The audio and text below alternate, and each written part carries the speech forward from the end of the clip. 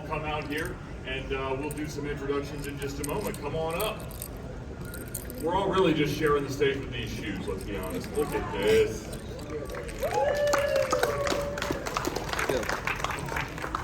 If anybody says something, you can have it. What? But hold on, till it says me. All right, thank you all so much for coming out. And so what I want to start with, as much as the introduction of who each of these are, is where we can find them. And so I will say before we begin that the idea for VinWiki started at a reunion of cannonballers in 2016, and they put a panel of them on a stage, and most people that were there hadn't been asked about driving across the country as fast as they could, which they had done decades prior, in a long time. Their grandkids were tired of these stories, and when they were invited to talk, they wouldn't stop. And so as the moderator here, the goal is, let's tell our stories as succinctly as we can so we can move through a lot of questions in the audience. But in a couple of minutes, tell us who you are and where people can see you. I'm Johnny D, the Motivational Cowboy. I am from Detroit, Michigan, a good southern boy from the southern part of Detroit. I'm not good at geography, but I don't think that's right.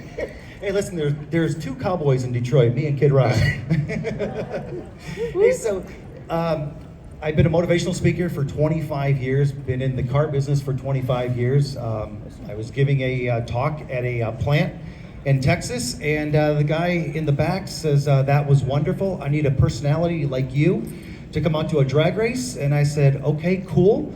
He goes, what's your fee? I said, I have no clue. I didn't tell him that. So I went home and I called a bunch, this was 25 years ago. There wasn't Google and stuff like that.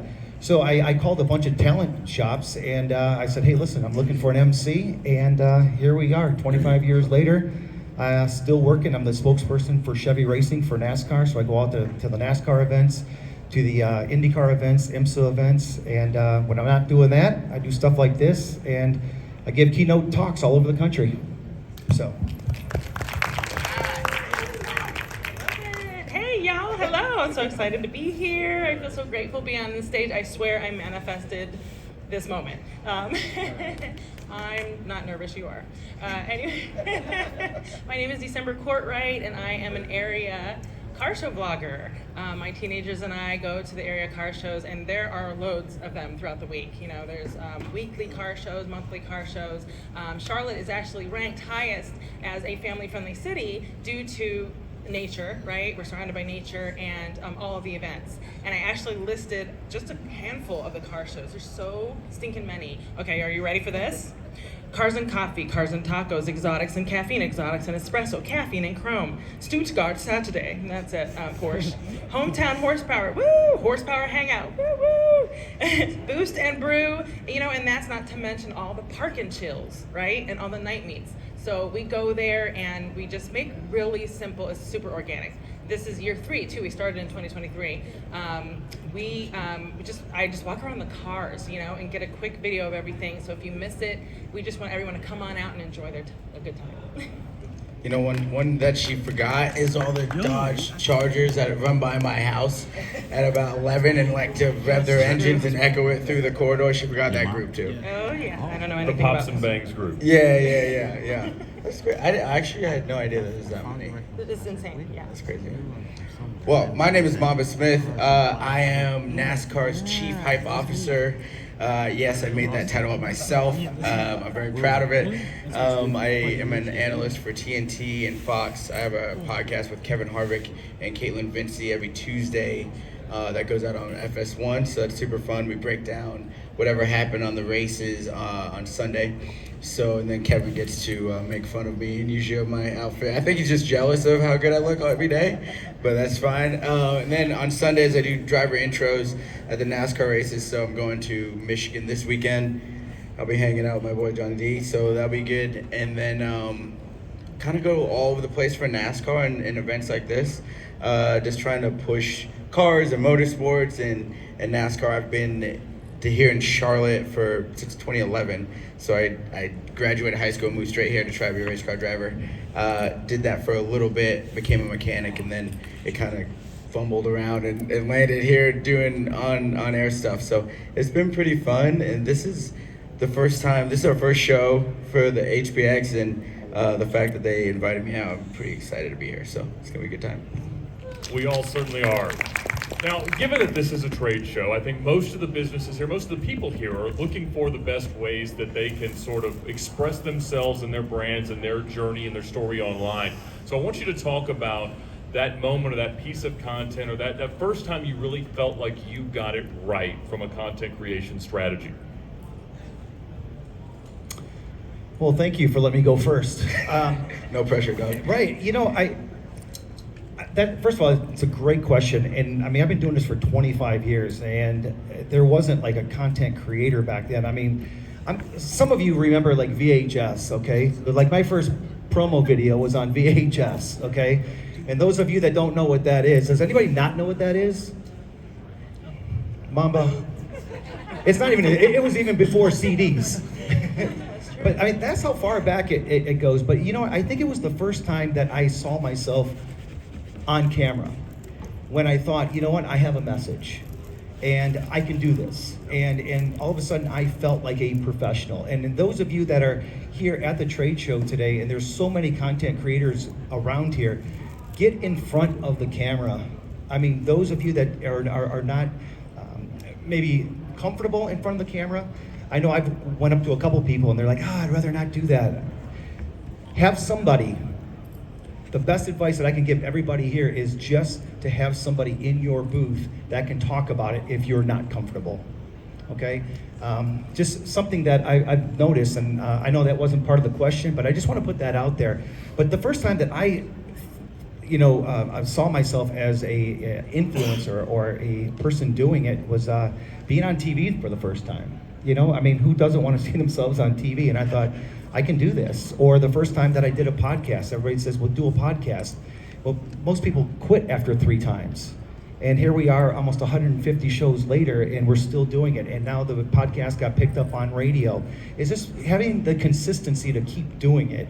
I don't know if that really answers your question, but I think that's when I just keep doing it. And then, like when somebody called me yesterday, my producer called me and he says, do you realize you have over 300 videos on this platform? And I'm like, wow, that's cool. That's when you know you made it. Or the first time somebody calls you and says, I needed to hear that today. And I'm sure you get that all the time on your show.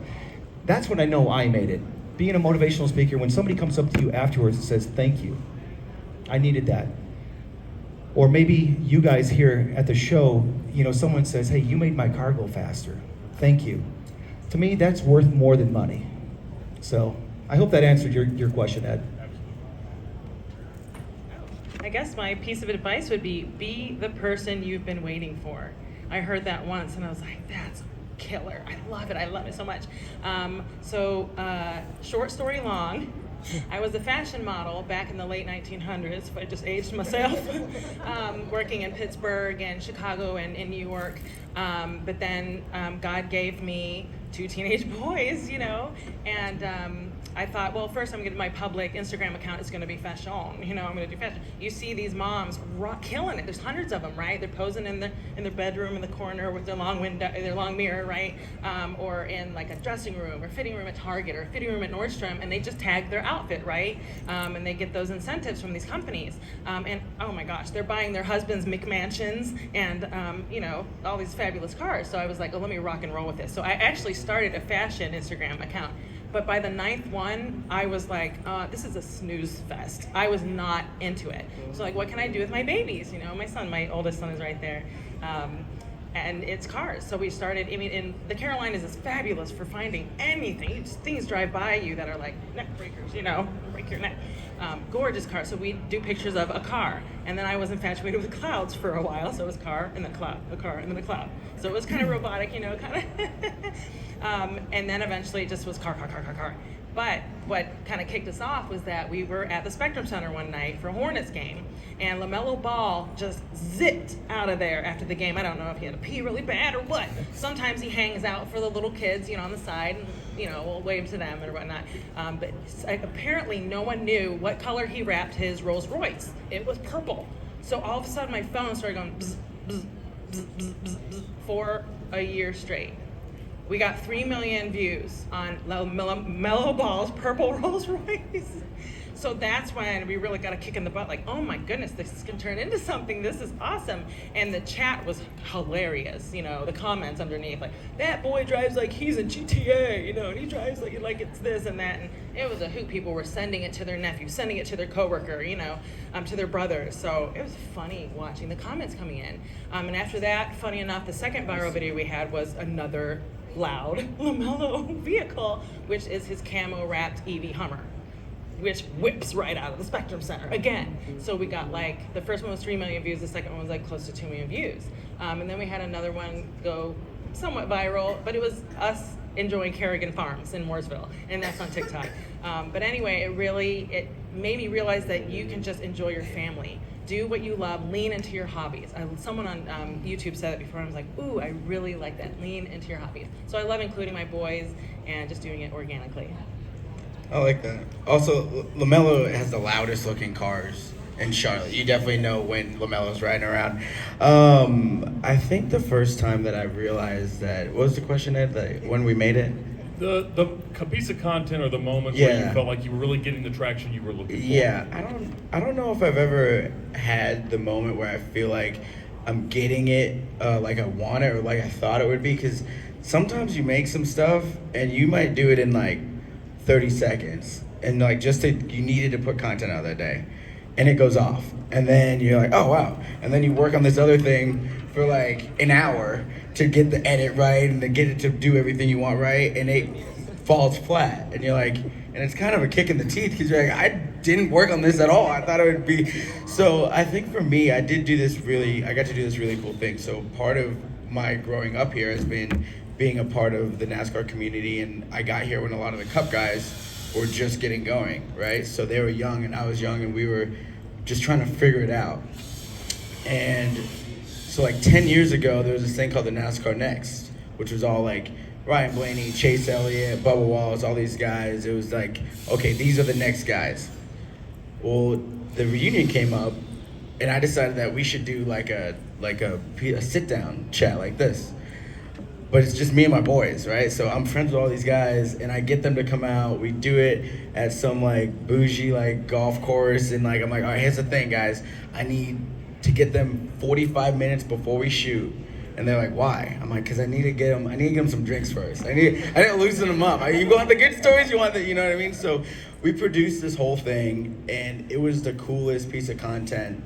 And for probably the rest of the season, I think it went out in like September, so for the rest of the year, I had people coming up to me being like, man, that was the coolest thing that we've seen in a long time. I had my bosses in NASCAR being like, this is the best content we've put out in like 10 years. And it was, all it was being authentic. So I think long story short is what I'm getting at is like, my content is all authentically me. Like, I run all my handles, so if you see something and you love it, that's me. And if you see something and you hate it, that's also me. So like, I own all of that, and I think that the authenticity of it is what makes content the best and what makes people connect. Because that's really what we're trying to do. And like during driver intros, it's a stage like this, and I get probably, 4 or 5 seconds with the guys when they come by. Announce the name they come by. Now, like half of them, me and them have a handshake. We do a handshake because it humanizes them and it lets people see that they're fun and like their moments. So like I try to bring that out, and the guys think it's awkward. Like they're like, we're not that cool. I'm like, bro, there's 60,000 people that come to watch you drive in circles for 4 hours. What do you mean you're not that cool? Like, so, and we make that one moment, and then their social people get to use it. You know what I mean? The fans get to see it, and the fans now are looking for it. So just making real moments, that's kind of my favorite part about the content game. So much good stuff right there. And one thing you just said is that you're making content that they themselves can use, that NASCAR can use, and there's going to be a lot of people here that will have heard me say, like, the only real recipe to success from your own proprietary content strategy is very repetitive, very consistent, always getting it out there and finding that medium, that plan, that template that you can rinse and repeat over and over again. And they may say, you know what, that just isn't our brand. And fortunately for us, that becomes another big part of our businesses. So for those of you that might be curious, content creators make money in several ways. They get revenue from platforms, they get revenue from sponsors and brand deals, and then they'll sell products and merchandise. And those three silos are generally how we all make a living. And so there's a lot of networking that happens at events like this where we start to build or at least cultivate those sponsorship relationships. And so you may hear some of what we say and say, you know what, I need to partner with them so that their voice can be what we can't on our own social accounts, or can give the kind of example or testimonial. And so let's talk a little bit about times where you've been able to work with a brand to kind of cultivate that message successfully and that it worked out. Mamba, you mind starting? Yeah, no, I think, so one thing that I've learned to do is use all the platforms that I have. And honestly, this is weird, but one of my favorite ones is LinkedIn. I love using LinkedIn. Like, the same content that I put on my Instagram goes on LinkedIn. And content creators a lot of the younger ones are like, well, why do you do that? I'm like, the people that make the decisions are on LinkedIn. The people that are gonna decide if you get hired for this gig or not are on LinkedIn. Now, your Instagram is gonna be flashy, and that's where, a lot of the fan base is, but if you can connect with someone on LinkedIn, then it doesn't really matter as much if your Instagram's popping off. So what I like to do is use, the Fox platform, the NASCAR platform. If I have a partner that I can engage with or use organically, and it's not forced, I like to do that. Like this hat right here, obviously Richard Petty has the Dream giveaway. They got the Outlaw Richard Petty car, right? That everyone should go sign up for because it's really cheap. And if you use code Mamba, you get 4 times your tickets. And I'm just a selfless plug. Anyway, I knew Richard would probably be here, and I did run into him, and so we have a little bit of a relationship. And he always gives me crap. So the first time I saw him, I was doing this thing for Legacy, his team, and he's like, "Hey man, you got I like the necklaces you got on." I'm like, "Oh, thanks, Rich." This is the first time RP's talking to me, so I'm kind of crapping my pants a little bit, right? And he's like, "Man, I got my Mr. T starter kit right here," and he pulls out these 3 heavy pure gold necklaces, right? And so from that moment on, I always wear 2 necklaces if I think that I'm gonna run into Richard, because we have that moment. And so it's just I don't know, man, just stuff like that. And this hat is a 47 brand hat. It goes with a big part of the show because it's about Richard Petty, and Richard Petty was a big part of the show and kicking it off. So I like to use the platforms and interweave all my partners. I did something for Chili's at Talladega. I was like, "Hey, if you guys send me some of your stuff, I'll wear it on the podcast." Well, my personal Instagram has maybe 12,000 followers, but that podcast goes on FS1. You know how many people watch FS1? You know how many times it's on in a random bar sitting in the corner? So my reach is great, even though my specific platform maybe not be huge, but what I can do with it is really a lot. Okay, so since we're still very new on social media, I just all of the local car shows, I just share them, sharing is caring, right? So, and they're starting to send me their links, oh my goodness, please send, share Taco Tuesday, share this car show, share that. So I do that for free, but just the other day, I believe I'm gonna start doing a market affiliate work for Dream Giveaway. I got to meet Mr. Petty. He's awesome. We look alike. We have the same skin tone. He must be part Cherokee or something. He's got something. Something in him. Both him and his daughter, gorgeous. I was like, this is my dad. But I'll be doing affiliate marketing with them, which is new to me, and maybe for these shoes too. I just sent them. I'm like, come on, guys, give me a link so I can, share the wealth. So really new with all of that, but happy to do it because monetizing is really the next layer, right? After you lean into your hobby or whatever it is that you're blessed to do, just reach out. I think that's something that I'm learning too. Just ask them. Mamba, great advice from you, and I like how you've taken other people's stuff. But a lot of times, what I will do is do the same thing as you. But I have, being a motivational speaker, I have my own swag, my own motivational cowboy swag. So what I'll do is send my swag to other people as well. And people are like, well, why would you give that much merch away? Well, a t-shirt costs $6 to have made. If somebody wears it on their podcast or TV show, guess what? That $6 is worth it. If somebody wears that to school, I have a t-shirt that says kindness is cool with the Motivational Cowboy, and somebody wore that to school, And that little kid, everybody in the school says, where do I get one of those? So I sent them 100 t-shirts. You know, it's little things like that. Now your brand is out there. It might have cost you money. But in return, do you realize that one gig that I got from that, I get paid thousands of dollars to go speak for a corporation. I made up for it. So there are different ways that you can monetize your brand, and that is giving merch away, having fun with it, giving it to somebody like Mamba or myself or Ed or December, you know, and wearing it somewhere. There's people taking pictures of you. I know, like, I do a lot of corporate stuff, like with Chevrolet, and I can't do certain things. I can't monetize my stuff because they're paying me to be Johnny D. I'm already being paid for that, and I can't monetize it. But just like Mamba, their teams love it when I get their drivers 15 minutes. You know, so every 15 minutes it's a show. Like I have 15 drivers I'm interviewing on Sunday, and so it's just having fun with your brand. Don't ever think that somebody is not going to want to be a part of your brand. Not everybody is going to want to be a part of it, but guess what? A few of them may, and you never know unless you try. I always say life is 10% of what happens to you and 90% of how you react to it. Remember to always bet on yourself. No matter what you're doing, no matter what your brand is, no matter what you are doing in life, remember that somebody wants to be a part of what you have going on. You wouldn't be here today if you weren't a leader. Give yourselves a big round of applause. So thank you. Very well said. And there's so much to take away from all three of those testimonials that, you know, when you deal with a marketing brand deal or a content creation opportunity like that, you know, you can come to a channel like ours that makes content every day and has very predictable outcomes, and it's fairly expensive, but will probably break your website with traffic. And that can be really, really valuable, and that's something that my sponsors appreciate.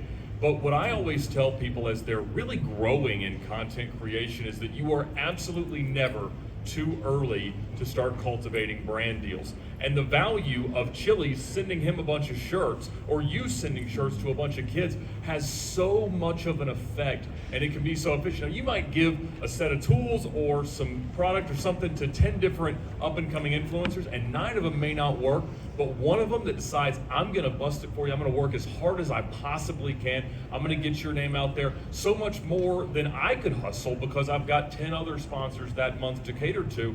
Those opportunities are so valuable. So as a brand, whenever you see somebody that's starting to get traction, that's making content that you like, do everything you can to be proactive and send some stuff out there and get your name associated with where they're going. Ed, give Ed a big round of applause. I mean, he's awesome, isn't he? I mean, talk about a pro. But here's the thing. Don't ever think your brand, you might see somebody like Mamba said, hey, I only have 12,000 followers, but he's going to work harder for you than somebody you're paying money to. I guarantee you send Mamba some tools or me some tools or Ed some tools, I'm gonna use them. I'm gonna figure out how to use them. I'm not a mechanic, but I tell you what, I'm gonna work harder for you because you trust me. So just always remember that. Oh, actually, it's funny you bring that up. So, Truly, the Truly seltzers. A few years ago, I was like, man, I like being on the lake, but I don't like drinking beer on the lake all the time. And I'm like, so what else can I have? All right, these Truly seltzers seem pretty chill. Like, that seems cool. Well, I just started posting it and tagging them. And then I met the rep here locally in Charlotte. So I just started tagging them more.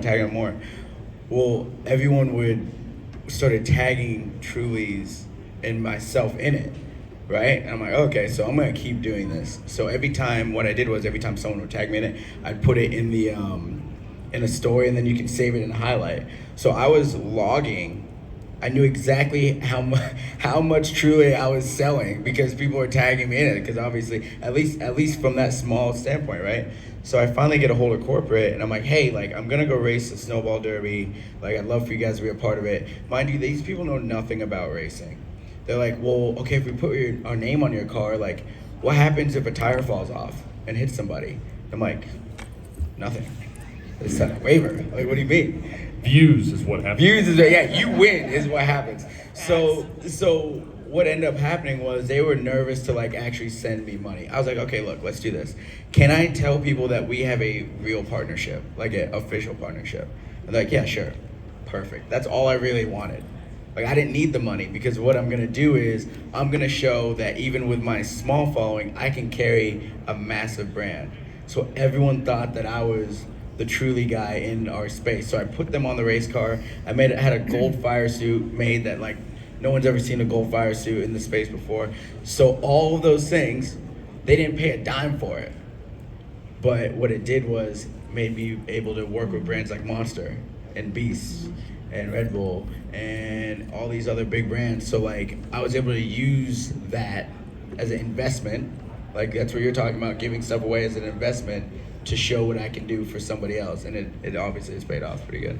That's exactly right. And so I hope everyone is hearing that, to hear that every influencer, every content creator is looking for those strategic partnerships that might be monetary, might be affiliate based, might just be, here's some product and let's go out and try to see who can see it. So just hear that and understand, like, it is a lot easier to build those relationships and gain traction through those ways than you might imagine. Now, the four of us sitting up here have something in common well beyond cars. It is that our content strategies heavily rely on collaboration. Whether it's LaMelo Ball's car being a big character in a video, NASCAR drivers, storytellers, guests, other people that we're talking to on podcasts, this is a huge part of how we've grown our audiences. And, you know, so if we think, all right, you could have your own proprietary strategy, you could do brand deals and sponsored channels, or you could start doing collaborative content that kind of bridges those two gaps. And I do a ton of collaborative content on YouTube and other channels and things like that. This, of course, is a collaborative form of content. But let's talk a little bit about how collaboration has influenced the direction of your own channels and your own entertainment products. Yeah, so like mine, it's weird because I collaborate with NASCAR so much. That is my main source of income. That is my bread and butter. But we have over 70 different official partners, right? So how do I engage those partners, and how do I make sure that I am collaborating with them? And they might not know who I am, right? They might just see me on the stage, like, oh, he just does this or he just does that. So I make sure to introduce myself. If I can get to a suite, if I can get, whether it's a booth, with Sunoco, I'm going to race a Miata for them. They've been a great partner of mine for like the last 3 years. Every time I race, Sunoco make sure that they put their logo on the car. And the collaboration comes from a real personal relationship. My partners are my friends. They're people that I want to work with, and that's lucky because not everyone is able to work with people that they just want to work with. But I like working with good people, and when we collab on stuff, we try to make it as big as I possibly can, whether it's via socials or engaging out here and wearing their jacket. Like they sent me a jacket 2 years ago for the Chicago street race, first street race NASCAR's ever had. Do you know how hot it is in Chicago in July? Well, I'm like, well, it doesn't matter. This is such a big moment. I want to make sure that they get love on this. So I wore the jacket through my whole set of 30 minutes in 98 degree heat and 80% humidity. But their CMO got a text message from one of his friends, like, did you see who's wearing your jacket? No one had seen that jacket before. It was the first time it was out. So it was huge for them. It meant a lot to them. That wasn't part of my deal, but I wanted to do that for them. So anytime I can help a partner at a very high level by doing something small like wearing their t-shirt, that's what I like to do. Well, I guess I could say that I gave birth to my team. I mean, my youngest son is like, Mom, bruh, did you really put that song? Mom, it's a JDM. Did you really put that song to that JDM? Mom, bruh, it's an Aventador. Why did you add that music, that song to that Aventador? And I'm like, dude, what? And I quote my 17-year-old, Mom, people are gonna think you're a 50-year-old and they're gonna stop following you. And I was like, dude, I'm almost 50. So I don't, you know what? Oh my goodness, I can't even. But That's a real partnership. That's a real partnership. Bruh. I went from mommy to bruh. But actually, networking is king. Networking is amazing, especially here at the HPX. It's been something else. really something else. And I was able to I've been dying to get to Cars and Cappuccino in the South Park area, but their time is on Sunday at 8, and my son plays guitar at church, so I was like, oh, do I really want to go? But I went. I finally got over there, and pristine hypercars, pristine classic cars. And I talked to a fella, and their next event will be at the 1010 circuit. So I'm hoping to get my hiney over there, the 1010 circuit, and get you guys some content there. I don't know if you've heard of it yet. If you've ever driven by Lowe's Motor Speedway, there's now a new racetrack, but it's going to be a private race club, right? So I'm itching to get there. I'm trying to get my friend Tamsin Baratham there with me too from Speedology. So we're working on it. We're trucking. So for me, at first I just want to say thank you to HPX. So thank you for having all four of us up here. Let's give HPX a big round of applause for what they're doing. And thank you for trusting in me to be a part of your team, and I just thank you guys. But for me, social media is where I get a lot of my people for my podcast and stuff. I reach out to them. It's always weird though for me as a man to reach out to somebody, especially if it's a female that I want on my show, because it's like you slide into someone's DMs and they think that it's something else. And you have to make sure you're clear that, hey, listen, this is kind of a business thing. You know what I'm saying? It's kind of weird, but it's. I don't have that. That doesn't happen to me. Well, no, I'm just saying. Because we follow each other. I'm a storyteller as well, right? So people follow me, I follow them, and if they have an interesting story, I want to tell it, especially on my podcast, because we all have a story to tell. So it's always weird to me to use social media, but that's where I get a lot of my people on my shows is through content, or someone saying, hey, listen, I'm not your guy, but hey, I have somebody else that has even a cooler story than me. So I use social media as well. Another thing is, you talk about collaborating. For me personally, when I go and give a motivational talk somewhere, what I like to do is, if I can, is I like to go to their shop. Wherever I'm working for, giving their keynote talk or something, is I show up at the place for nothing. Or like I did a big thing for a big construction company, and I said, hey, listen, in the summertime here, I want to go to work for free. I'm known as the Motivational Cowboy, so I said, I already bought a hard hat that looks like a cowboy hat. And they said, what? I go, yeah, it's OSHA approved. And everybody start laughing. And I'm going to be going to work for the day with these guys, but just to show them that I care about them and their brand. Awesome. So again, those of you that are here on the floor, invite people to your shop, invite people to your store, invite people, because they're going to shoot content while they're there. I mean, I also say there's millions and millions of dollars on this floor right here. Millions, if not billions. So it's like, use what's cool. It might not be cool to you because you're around it every day. But let me tell you something, it's cool to everybody else. I love the undercover motivator. That is